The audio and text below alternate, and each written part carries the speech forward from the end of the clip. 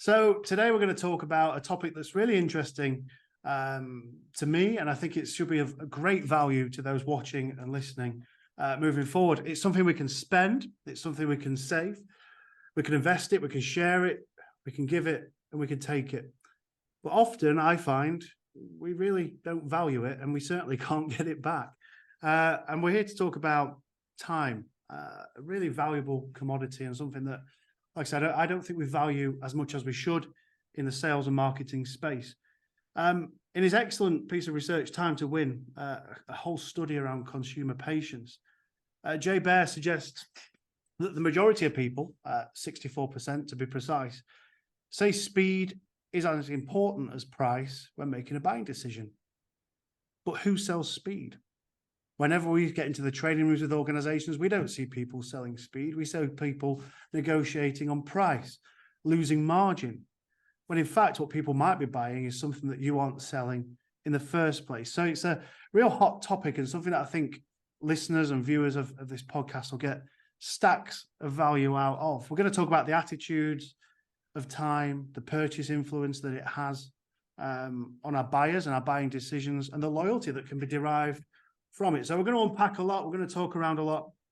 And I'm delighted that I've got an expert around the topic to talk to me today around it. Baer, welcome along. Thank you for making time. My pleasure. Have you heard that one before? Please give us a bit of background into your work and how the heck you started talking about time. Thanks, Rob. Appreciate it. This is a really interesting and important topic, I think. The research that you mentioned is now a book, which is also called The Time to Win.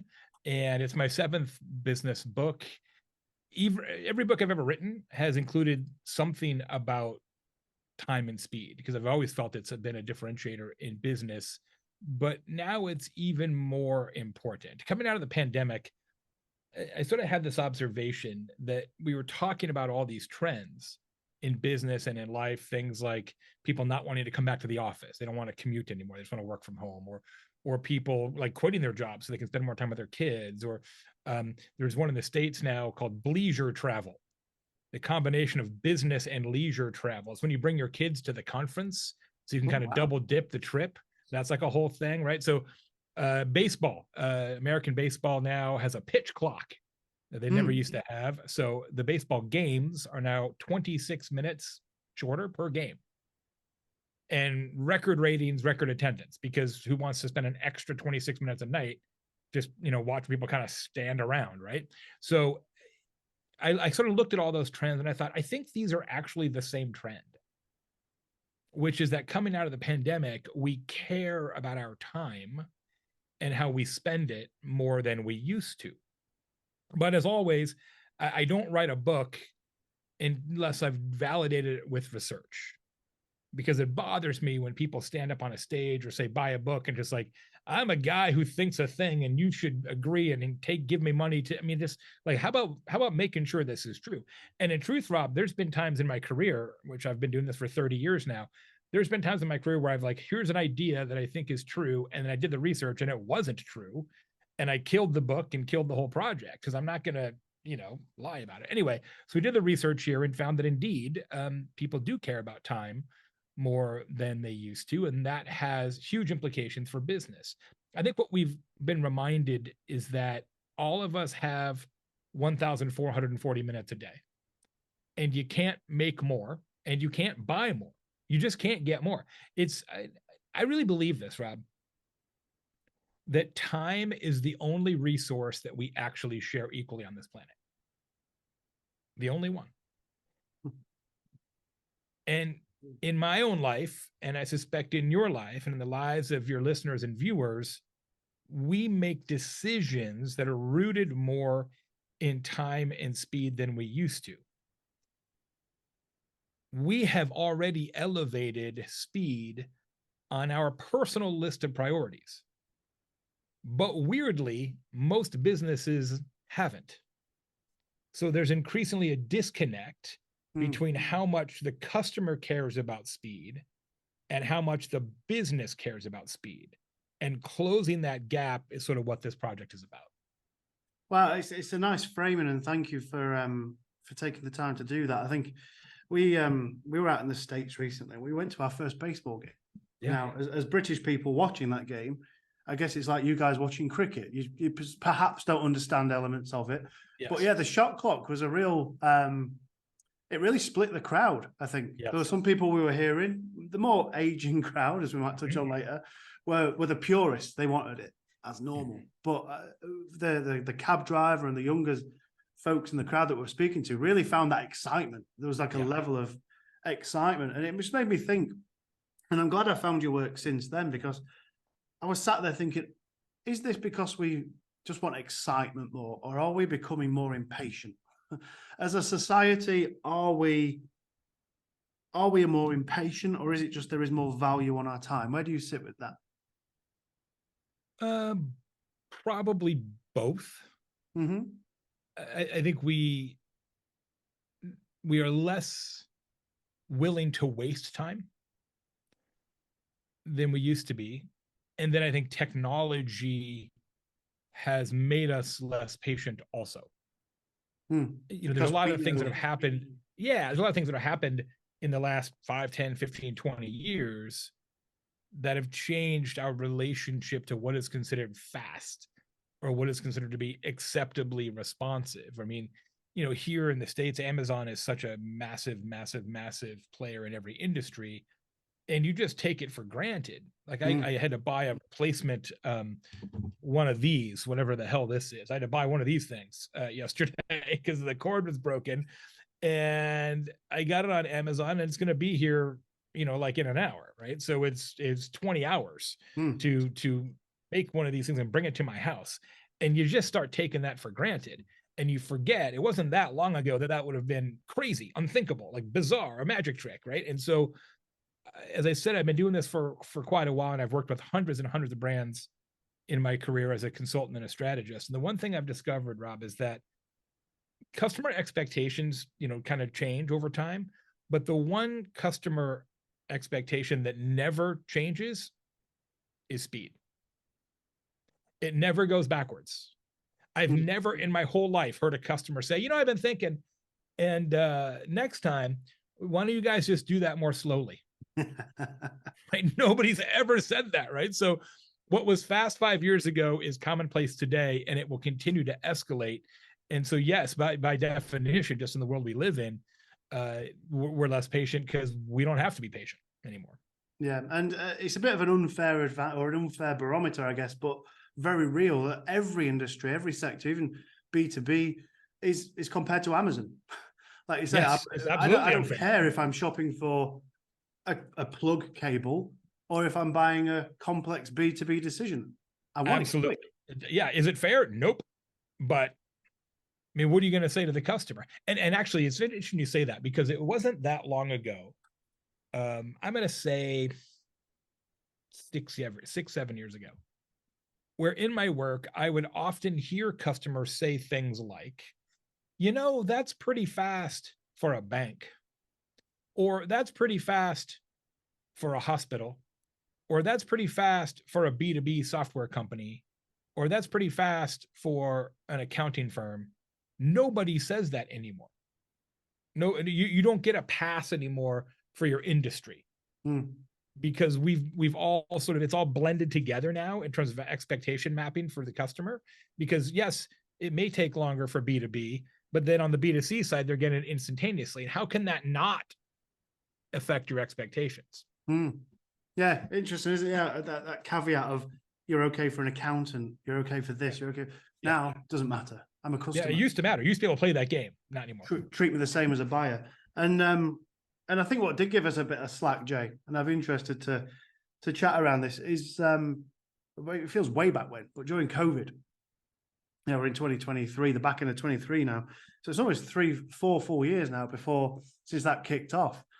And I'm still hearing, and I'd love your input on this. I'm still hearing businesses, when you call the automated telephone hotline or you email pharmacies or whoever it is you need to get in touch with, they're using COVID as a reason. And I'll say reason to be polite. They're using it as a reason to not get back to people.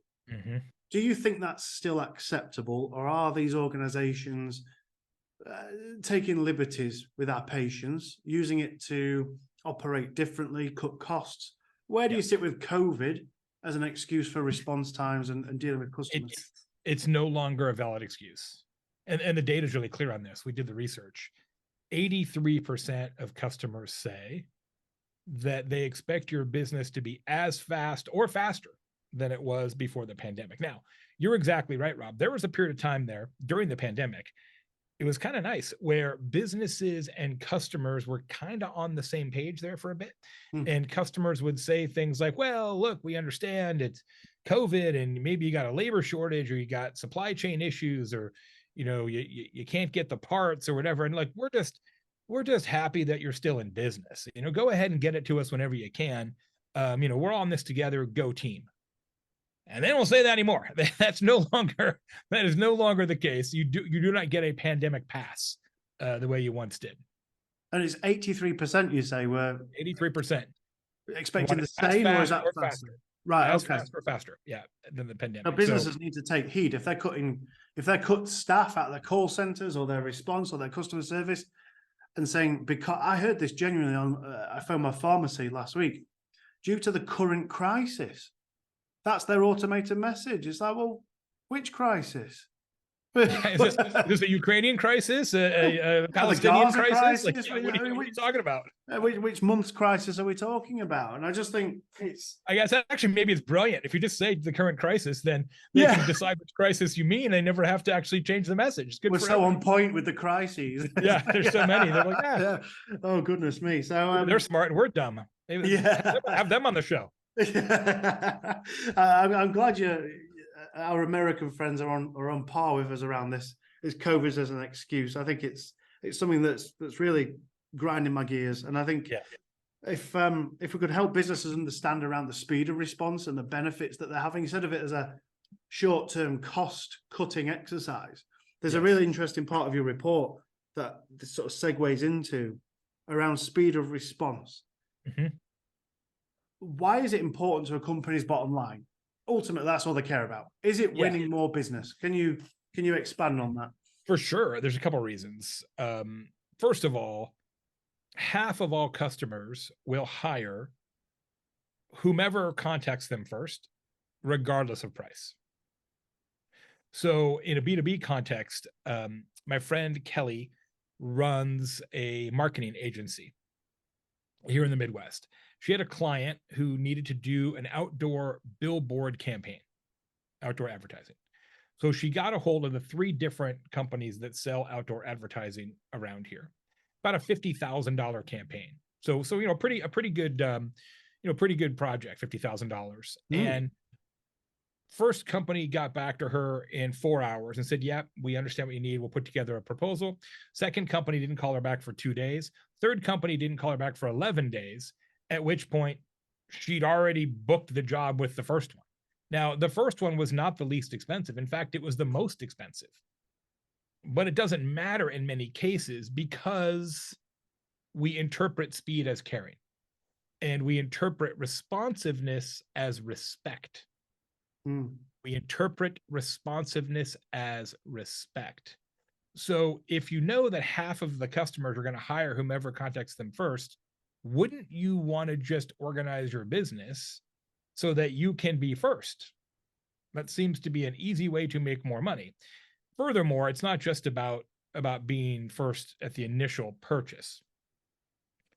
In B2B, it is always particularly important to have customer retention over a longer period of time. In every B2B context, it might be a week from now, it might be a month from now, it might be a year from now, it might be a decade from now. But at some point from now, the customer is going to say, we have an opportunity to buy from Rob again, or we could seek a different option. What should we do? There is a renewal process that goes on in their head. Well, what the data show is that 85% of customers say that speed is an important factor in their brand loyalty. Again, because we interpret responsiveness as respect. So throughout the totality of that customer relationship, however long it's been going on, the customer is going to evaluate the culture of responsiveness inside the vendor and say, do these people respect me as a customer? As evidenced by how fast they are, as evidenced by whether or not they respect my time. And if they do respect my time, I would like to continue this business relationship. If they do not respect my time, why would I continue this relationship? So yeah, of course you should be as fast as you can. And I think you should put more emphasis on being the first responder in any competitive job scenario.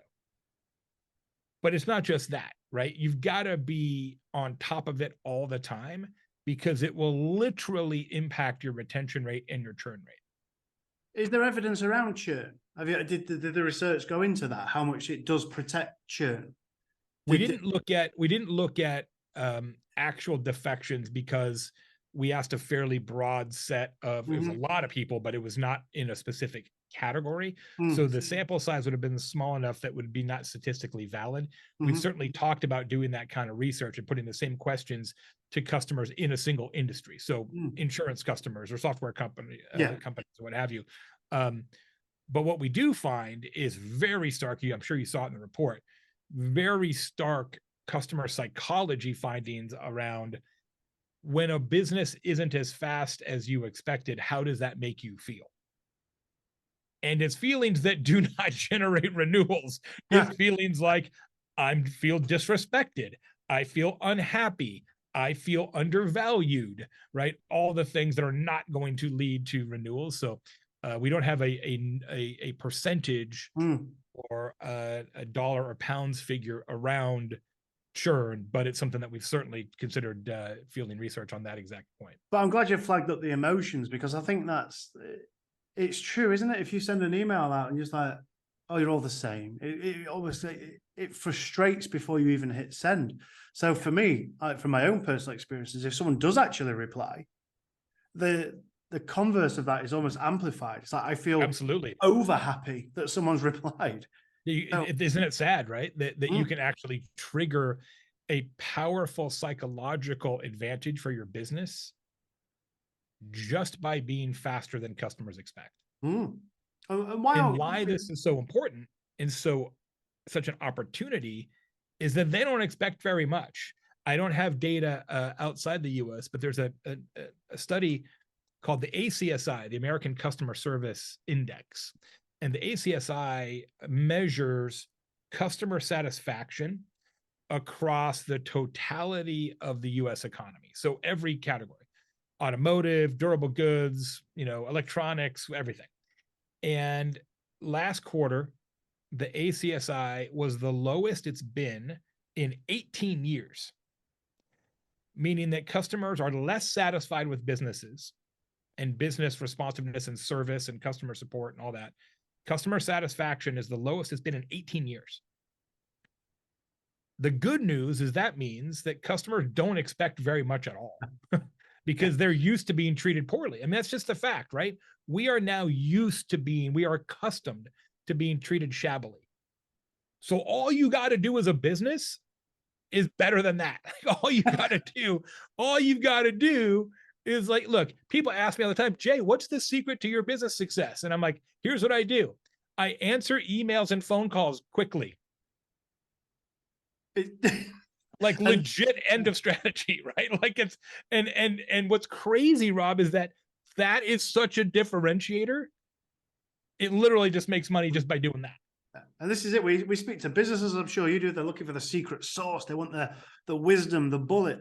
It's as simple as replying. And to advocate what you just said, or to support what you just said, you replied to me personally on your emails and you didn't know who I was to try and hook up this podcast recording. Of course.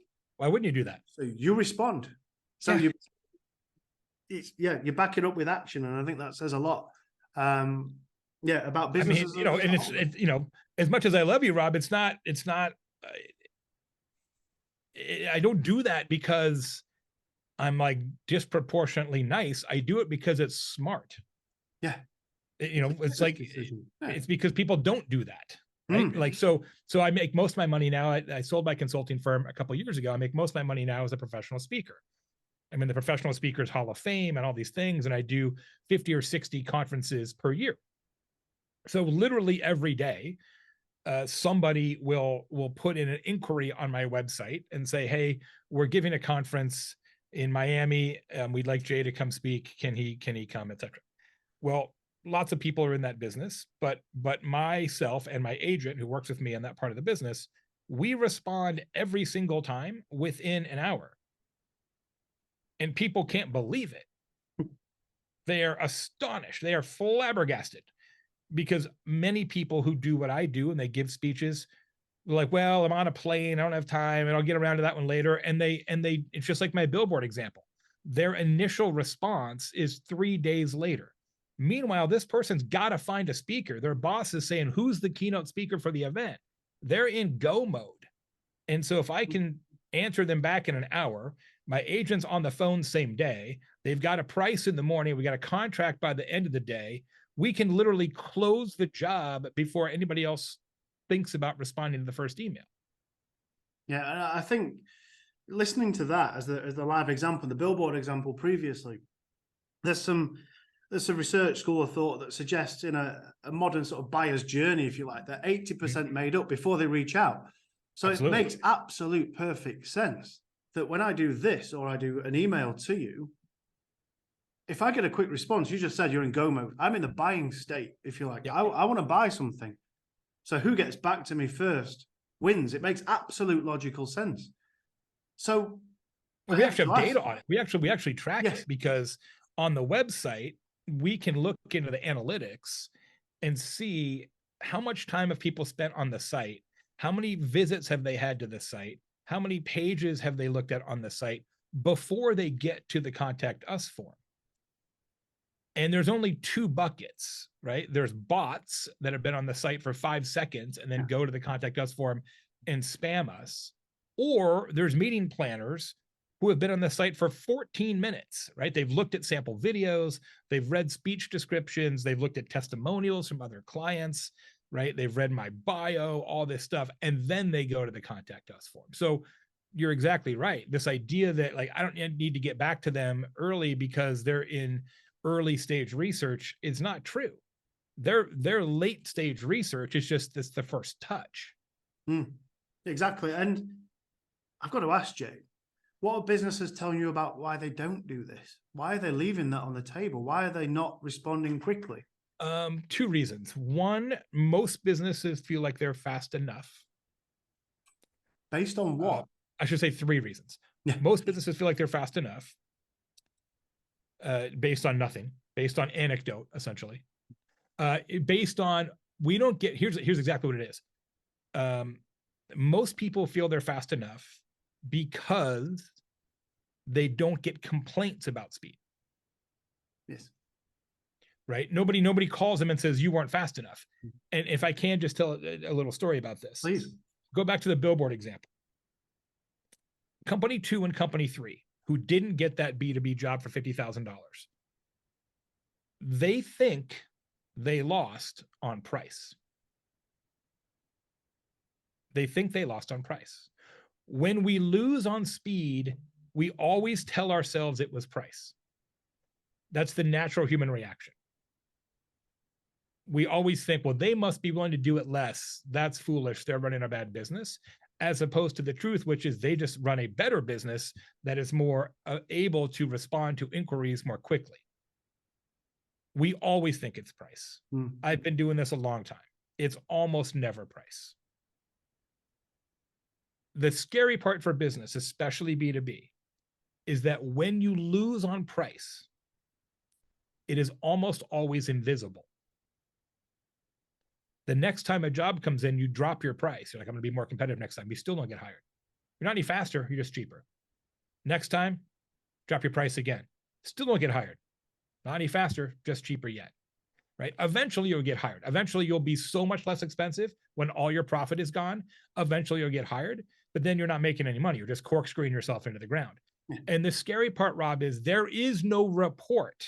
There is no spreadsheet. There is no sales or marketing analytics to show you lost on speed, lost on speed, lost on speed. So the reason that companies think they're fast enough is that they have no evidence to the contrary, because the evidence is largely hidden from them.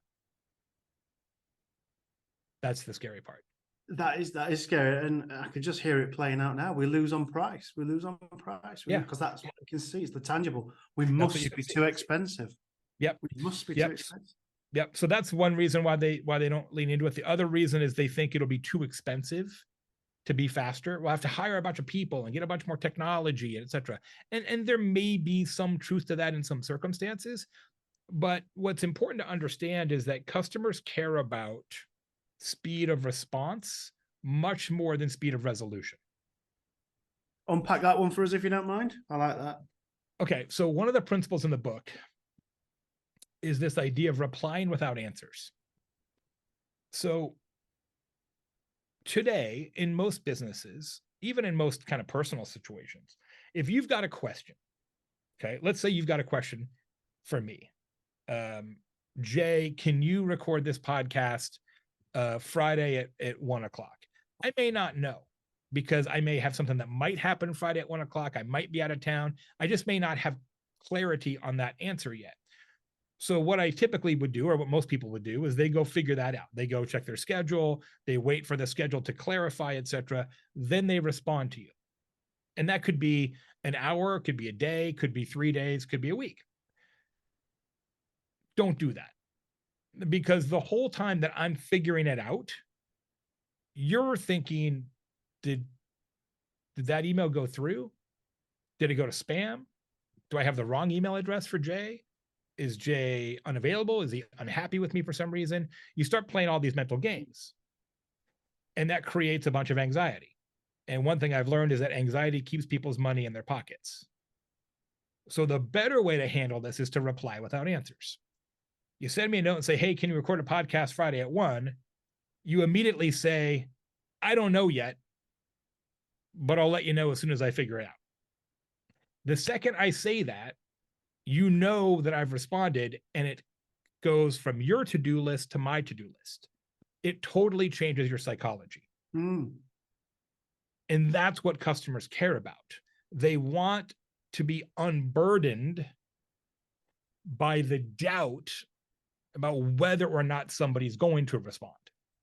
This is why, like in a call center situation, if they say, hey, your call is going to be answered in the order it was received, which I always find interesting because I'm like, what other sequence would you use? We're going to answer these calls alphabetically. Is that going to be okay with you? So anyway, they always say that, which is weird to me.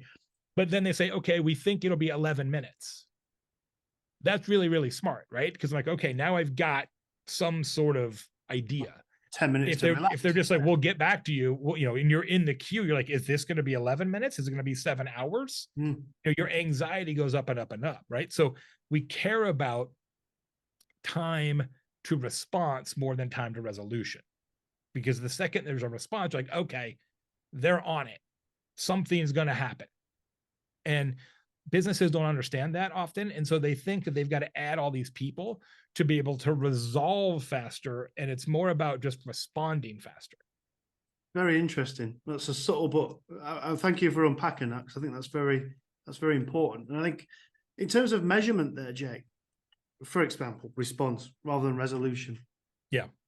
How do you see businesses starting to build out KPIs around this that also contribute to better forward-facing messaging? So it's not we're the cheapest, it's we respond better. Yeah. What KPIs are there around? There's a couple different options here, and the KPIs would be different based on how you play it. So there's one really important thing that B2B's got to focus on, which is to set expectations. Because again, the key to the time to win approach is by being slightly faster than customers expect. If you're slightly faster than they expect, everything that you care about is going to happen. You're going to get more customers, keep more customers. It's all going to work. But you can only do that if you know what they expect. Yeah. And if you don't set expectations, they will always expect it to be instant. It's the world we live in. So most B2B companies are bad at this, right? They're like, okay, well, we know it's going to take 10 days to onboard this client. but they never talk about that anywhere. Certainly not in advance. And so then the client signs on like it's going to be 10 days. Like 10 days? Why is it going to be 10 days, right? So all of a sudden you've got all this drama around speed and responsiveness and time, where from the very beginning, they should have been messaging around 10-day onboarding process. And here's why it's going to be 10 days, right? So we've just got to be more proactive about setting expectations and then exceeding them. In my newsletter yesterday that I send out every couple of weeks, I had a story about a friend of mine who's an airline pilot. And this wasn't even like a planned thing. We were just together recently, and he was telling me how when air traffic control says there's going to be a delay, whatever they say, when he goes on the microphone, he adds 50%. Yeah. So if ATC says it's going to be a 10-minute delay, he tells all the passengers it's going to be 15 minutes. Because then if it's only 12, like, great news, everybody. It's, it's only been 12 minutes and here we go, buckle up. And they're like, yay, we're the best, right? But if he says after 10 minutes, oh, sorry, it's going to be another couple more minutes, right? The psychology around that is so different. Like, we all know this. Like, you learn this on the first day in business. You learn about under promise, over deliver. But when it comes to speed and expectations around time, we often do the opposite in business. Like, it's going to be 10 days, but you tell the client it's going to be a week so they won't be mad. Happens all the time. It's crazy. So the KPIs around that are certainly around, do you get client complaints around time and speed and things like churn and customer satisfaction, et cetera. Then the other side of the game is whether you use that we're fast, if you will, as an outward marketing message, which is sort of a whole different approach, Yeah, it might just prevent sales teams and marketing teams leading on price. The reason we don't win business is because of price. So we'll go cheaper. No. Look how great we are at responding. 98% response on time, whatever it might be. And I just think it's an interesting challenge to those B2B out there. And I think there's just a couple more points I want to try and pick up on in the time we got, Jay. And one is around the younger buyers that are coming through. I'm sure you see it a lot yourself. There's an aging crowd in the B2B space. The buyers, though, are getting younger, and we don't join up how we sell with how a modern buyer buys. And you mentioned it a couple of times around loyalty and speed. And there was something on the report. I'm just going to pull it up on the screen here about speed impacting loyalty. And you've referenced it already. But if you could just go into the difference here between generations and the impact that speed has on them, I think that might really help those watching and listening how important this becomes. Yeah, we asked a lot of questions in the research about kind of how speed changes your psychology and your loyalty. And we definitely did a lot of filtering, both by gender and by age. There was not enough gender difference to be important, but as you can see here on this screen, it has a greater impact on younger consumers when you're faster than they expect.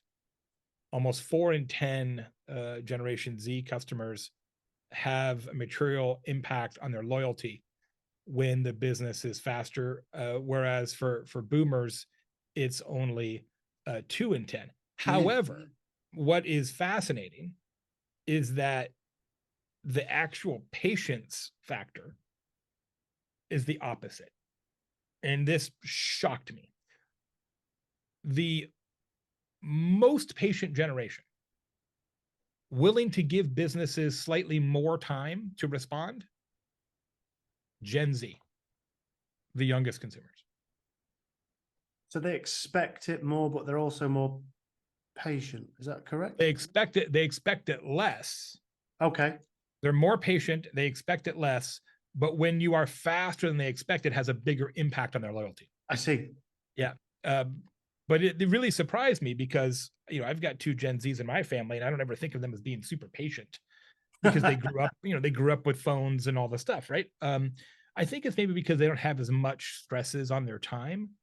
Conversely, the least patient generation, boomers, the least patient generation.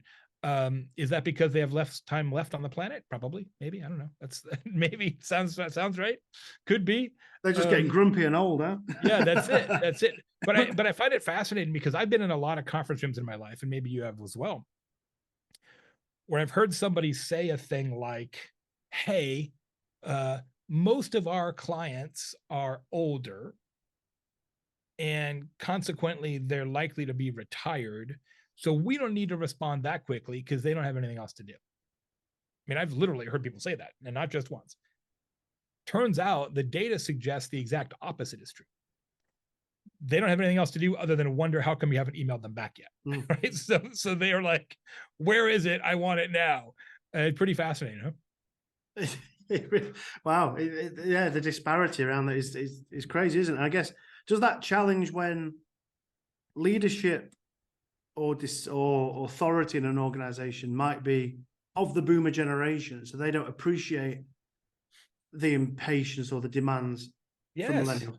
You didn't have Yes, it like that in absolutely. my day. You can wait. Absolutely. Well, and I think also one of the big generational impacts is just understanding that different customers have different preferences for what technology they use to communicate to businesses anyway, right? You've got people who prefer phone, you have people who prefer text, people who prefer social media, chatbots, etc.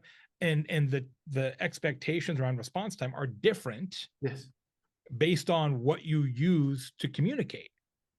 And I find a lot of business executives tend to imprint their own thinking around channels on the customer base. Like, well, I would never use a text message to communicate with a business.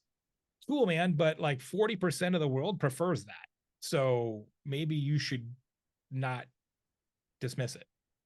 And we are quick to defer to habits, how we've always done things, aren't we? I think. Well, I mean, it's human nature. I mean, the joke I always make is there's only two types of businesses that advertise in tennis magazine. They are companies that make tennis equipment and chief marketing officers who play tennis. Because they assume play tennis, their customers also play tennis. They must. Right? It's human nature, right? We always think that our customers are more similar to us than they probably are. And how many how many of your clients or businesses that you speak to actually go out of their way to ask their customer base about how would you prefer to be communicated to? Are you seeing proactive businesses, or are they sat with the blinkers on, just saying this is how we do it here?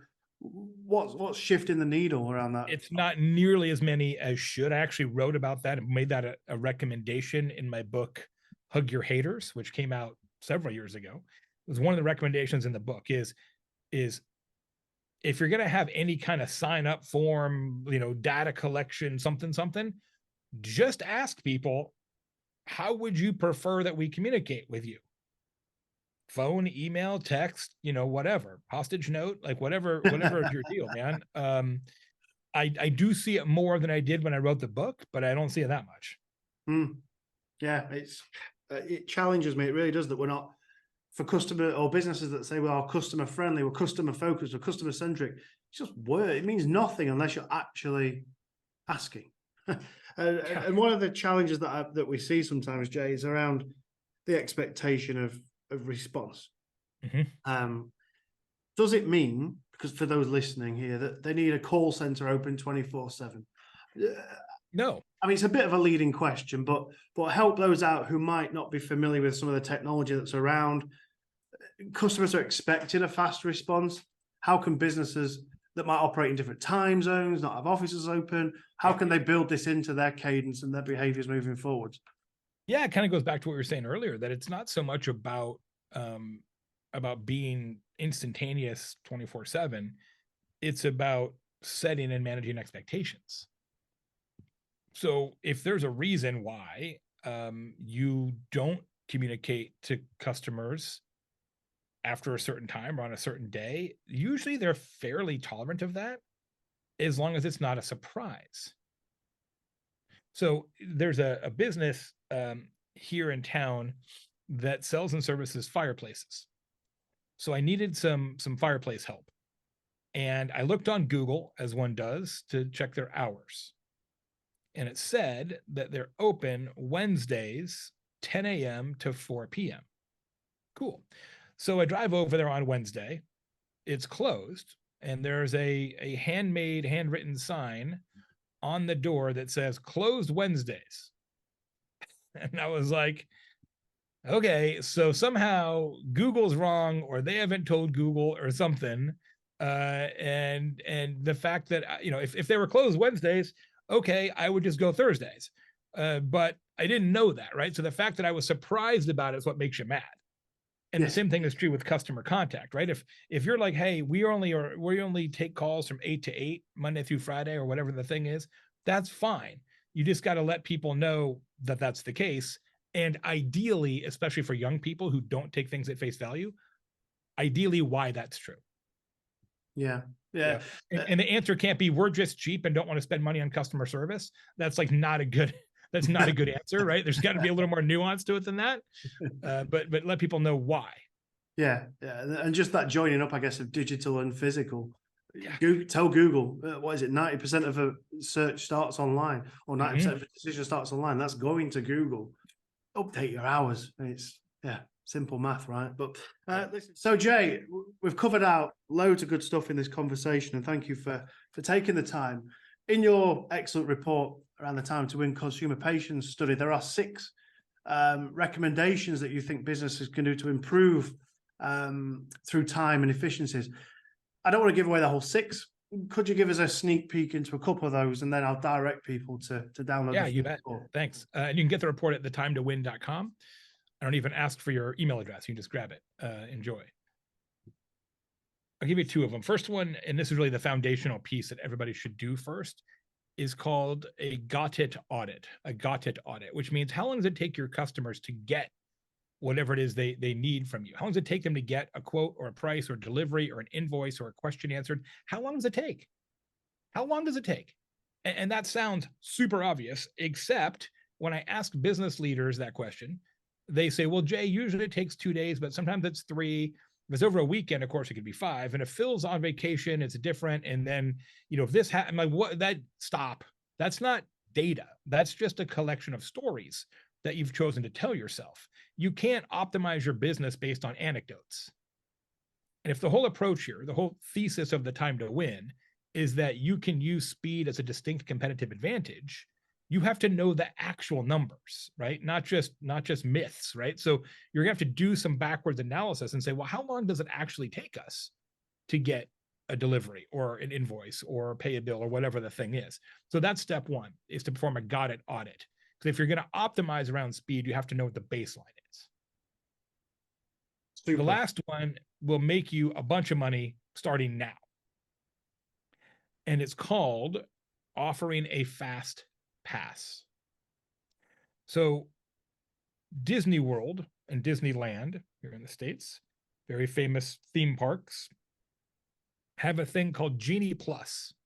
And Genie Plus is that if you pay them extra, you get to be at the front of the line and go on all the rides first. It's very popular. It's expensive, but it's very popular. We actually measured that in the report and found that 1 in 4 customers will pay as much as 50% more to not wait. Wow. Now, not every customer is going to want this, but those who do want it desperately. You should offer a fast pass. I don't care what your business is. You should offer any sector. You think any sector could do it? Doesn't matter. Doesn't matter. Doesn't matter if you're a preschool, a chiropractor, an accountant, a construction company, a plumber. It doesn't matter. You should offer this because not everybody's going to want it. But if somebody wants it now and they're willing to pay up to skip the line, you should give them that opportunity. And I really wish I would have figured this out when I owned my consulting firm, because we were really busy and people would come to us and say, we'd like a strategic plan for our marketing. We'd say, cool, well, we're really busy, so it's going to be 4 or 5 months before we can start. And they'd be like, well, what if we paid you more? I'm like, no, we gotta sequence. We can't, we gotta process. And I was like, that was dumb. I should have just said, sure, it's going to be 30% more and we'll start on yours tomorrow. Yeah. Now, what people say, Rob, is, well, okay, Jay, let's say we've got 6 customers in the queue and somebody comes in and they want to be first because they got some emergency or whatever, and they want to pay us extra. well, what do we do about the people that we're bumping back? How do we handle that with them? Because aren't they going to be mad? Here's the trick. So you say, all right, yeah, we'll put you first. It's going to cost you 20% more. Then you go to the company that was first and is now second. And you say, well, we're going to take this emergency project. And I know we told you it's going to be 30 days, but now it's going to be 40 days because we're going to take this emergency project. But we're going to give you a 5% discount on the work. Everybody happy with that? Yep. So both sides are happy. You make 15% for doing nothing, literally nothing. Just moving. All you're doing is changing your sequence. Any That's all you're doing. Any sector. I think this one will be a snippet from the conversation, Jay. It's happening already. I was at Caesar's Palace, the famous casino in Vegas, recently, giving a speech, and I checked in, and usually in Vegas they say check-in time's 4:00. It's now 2:30. Come back at 4 and we'll try to give you keys to your room. Meanwhile, spend as much money in the casino as you can. That's essentially what they're talking about. But this most recent time, they're like, oh, Mr. Baer, welcome back to Caesar's Palace. It's 2:30. As you know, check-in time is 4. You can come back at 4. We'll give you keys. Or, hey, Mr. Baer, or if you want to give us $30 additional right now, we'll give you keys. Would you like to do that?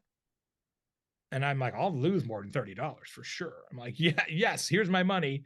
And fast pass, right? They're just selling keys they already had. They're just asking you for an additional $30.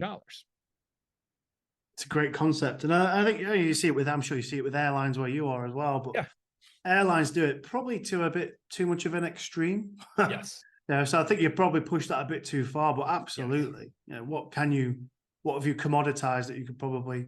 There's businesses that have done it forever, like plumbers, right? Plumbers have always had emergency service. Yeah. Your house is flooded, they'll show up.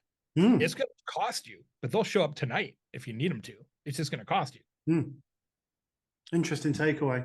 Listen, Jay, I think there's so much to take away that I could take up way much more of your time, but I'm not going to, because I value your time. That's why I wrote the shortest book too. Yeah, and I'm grateful for it.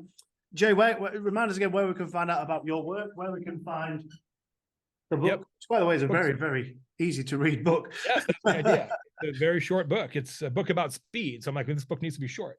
The research and the book and all that, you find it at thetimetowin.com, thetimetowin.com. And all my stuff is at jbaer.com. Brilliant. Listen, Jay, I'm going to, have fun watching this back. And thank you again for sharing your insights. The report is great. Thank you. It's going to help us with our clients moving forward, the B2B space moving forward. So, keep up the good work. And it's a pleasure to chat. And thank you as well. Keep in touch. For your time. Take care, dude. Cheers. Listen, Jay, I wanted to just try and connect back to your research, the Time to Win consumer patience survey. At the end of that, I'm looking at that, and I'm not going to share that because I want people to go and download it.